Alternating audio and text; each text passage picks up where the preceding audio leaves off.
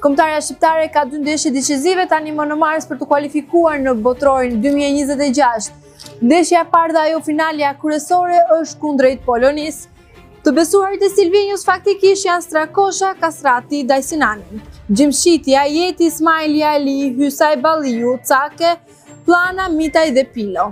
Për të kaluar në mesfush me Ramadanin, Aslanin, Shehun, Laçin, Pajaziti, Gripshi, Asani, Mehmeti dhe Hoxha. Për sa i përket majës së sulmit, Broja, Muçi, Uzuni dhe Bajrami mbetin në zgjidhjet e trajnerit Silvinjo.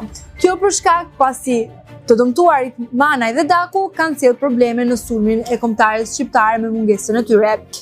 Gjithashtu, trajneri Silvinjo ka vendosur të besojë 2 të rinjve në këtë grumbullim, siç janë Bujar Plana dhe Pilo.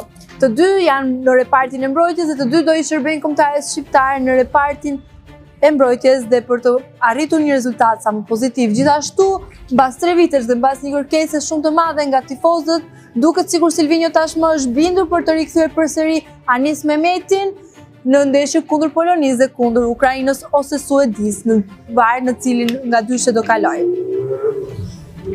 Ndeshjet e rëndësishme faktikisht janë me datën 26 mars dhe me datën 30 mars, por ajo në Varshavë është e para finale që ne duhet të kalojmë dhe kombëtarja Kuqezi pret që lojtarët të kalojnë këtë ndeshje.